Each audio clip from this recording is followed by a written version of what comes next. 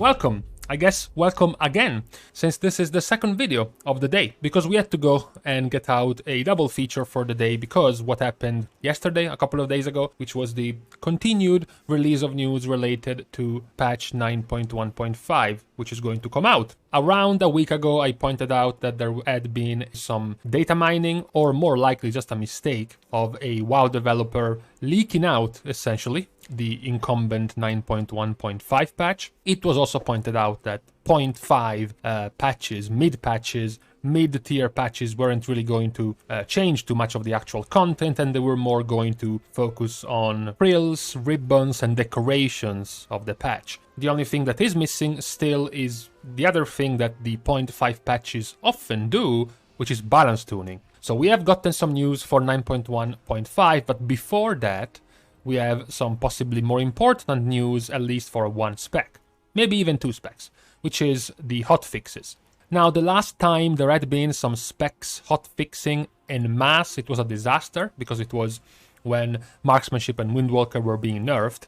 But don't worry, because this time the hotfixes are going to amount to a buff. How big the buff is going to be, we will have to see. So what happened is the problem centering the Sun King's Blessing legendary for Fire Mage. Because up to this point, apparently, it has been working not as intended. The version of the legendary used to give you a combustion whenever you casted a non-instant, so a fully hard-casted Pyroblast after reaching and consuming 8 hot streaks. It was broken and it was only activating after 9.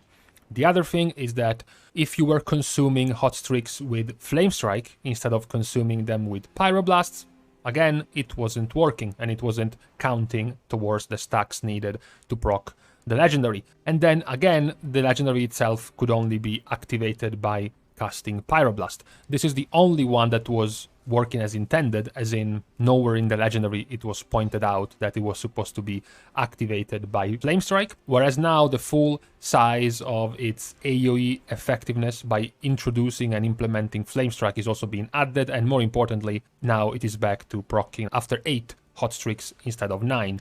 This is relevant of a piece of news because as it stands, this has now turned into the better single target legendary for Fire Mage. Now, it is worth mentioning that it is by a decent amount, okay? Even on the low end, this is like 5% more damage to Fire Mages in single target, so it is significant. The other significant thing is that this is still not going to change the AoE power of the legendary, especially in Mythic Plus, so it's not that this is also going to be used, likely, in Mythic Plus, because, you know, first you have to get to 8 hot streak stacks, and then you have to hard cast a Flame Strike to even get your combustion, and this is kind of too long. Generally speaking, you want to go all out on a Mythic Plus pull as soon as you're pulled in the pack, as soon as all of the mobs are alive and you can damage them all.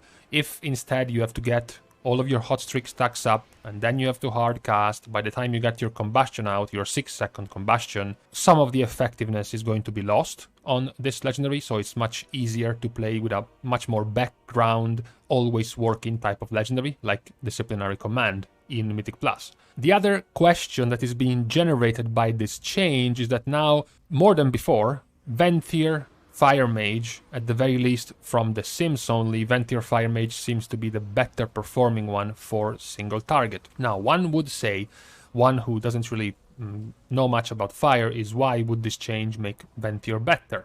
Because if you start playing with Sun King's Blessing, then the most important thing for you as a Fire Mage becomes, okay, how do I get to consume as many hot streaks as possible, so I can get this 6-second combustion as often as I can? Of the covenants that can give you any help with this, Venthyr is gaining a lot of ground because Mirrors of Torment, the covenant ability for Venthyr, has as a reward for Fire Mage for consuming the mirrors it generates to reduce the cooldown of Fire Blast by 6 seconds. And it's going to happen multiple times every time you activate it. It's not really as much because of the conduits, it's not really as much because of the soulbinds, the power of the soulbinds, which can sometimes make or break, be, you know, the divider on which is the strongest one. In this case, it's more because of the ability itself.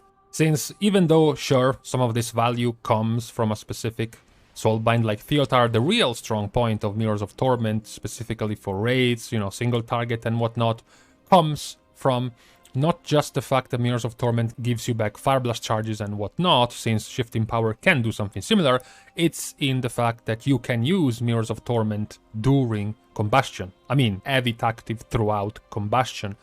This, coupled with what many Fire Mages are begging for, which is Power Infusion from a Priest during your combustion, gives you much stronger and better synergy compared to a Night Fae Fire Mage, which is still going to dominate Mythic Plus and AoE and whatnot compared to Venthyr. Most of the mages for now, and by most I mean like 98% of Fire Mages are Night Fae. They have been Night Fae since the start of the expansion, because Shifting Power coupled with the Conduit Discipline of the Grove is very, very powerful. It gives you back a lot of cooldown reduction, just like Mirrors of Torment essentially.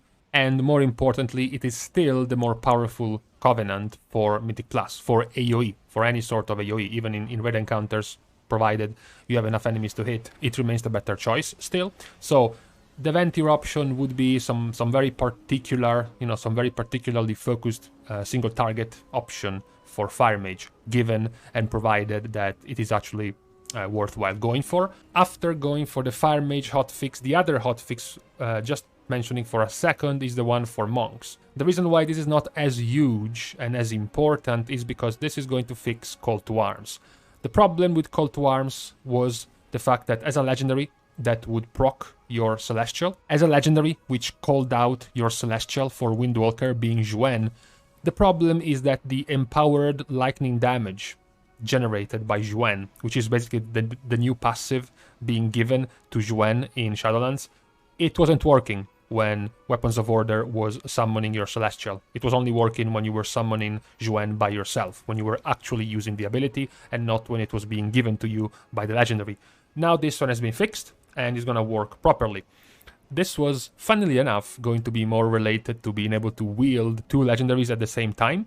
As for the melee DPS video I've made a couple of days ago, because this could have been a very strong legendary to pair together with a different one. On its own, though, since we still live in a world where we only have and we only get to use one legendary slot at a time, this is still not too good. Simply because Invoker's Delight is still very, very powerful for Windwalker, so even with this fix, it shouldn't really change much for Windwalker. Now, the last of the hotfixes before we get into the announcement for 9.1.5 is the nerfing of Wicked Bolt. Wicked Bolt is the spammable spell that is being cast by the depraved obliterators in Halls of Atonement. Now, you might be saying, come on, what is this? Is this really that strong? Like, is this really that big of a change from 1.5 to 2 seconds? Is it really that relevant? Is it gonna change much? Well, it kind of does. Before 9.1, actually, this Wicked Bolt spell was being buffed in damage by Blizzard by 27%, so this is the classic ability that the higher you go in keys, the more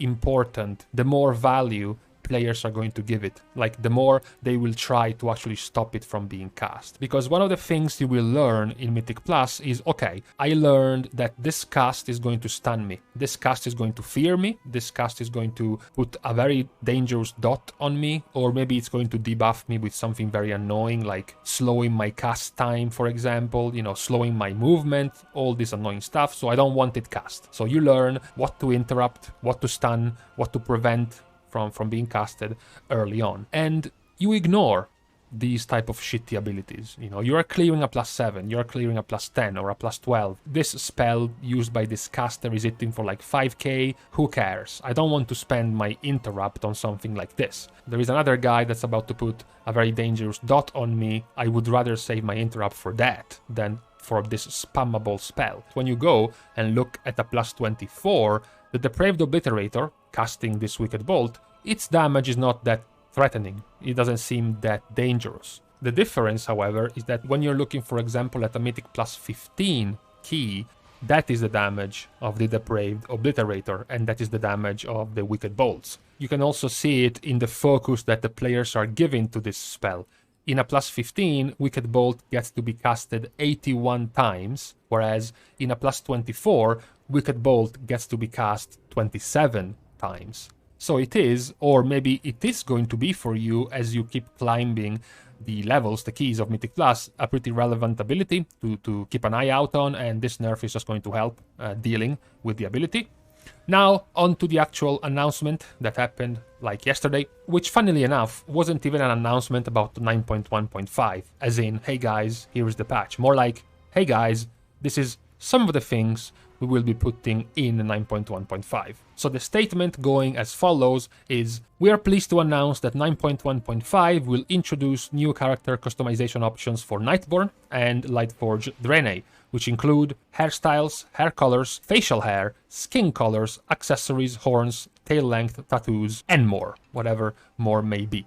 In addition to new customization options for these two allied races, we also introduce other cosmetics, such as ear size for Void Elves, travel forms for Druids, and soul shapes for Night Fae. The case of the soul shape might be somewhat already solved, so to speak, because currently we have had in 9.1 3 soul shapes that have not been assigned to anything, so you can't currently get them in game, not by an achievement, not by finding a rare mob, or any other method, which are the Shovel Tusk, the Kodo, and the Mammoth Soul. Interestingly, these seem to be, some of the larger ones, particularly the Kodo and the Mammoth, so maybe they weren't fully sold on wanting to put something this large as a soul shape.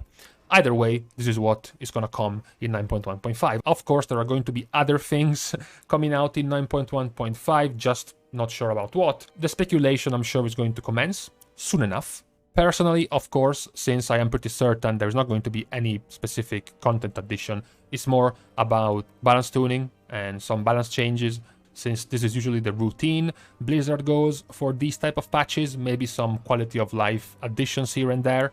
Korthia particularly, this seems around the time where they will start giving out some, some shortcuts, some ways to make things faster. A few months, one of the big patches, so we're gonna have to wait and see. For the moment, this was all for the day. This bit of news coming out for the 9.1.5 patch. Thank you guys again for watching the video. Double bonus points, actually, if you watched both videos for today. See you guys soon, and in the meantime, enough with the Druid travel forms and the soul shapes. Where are the new forms for Ghost Wolf of the Shamans?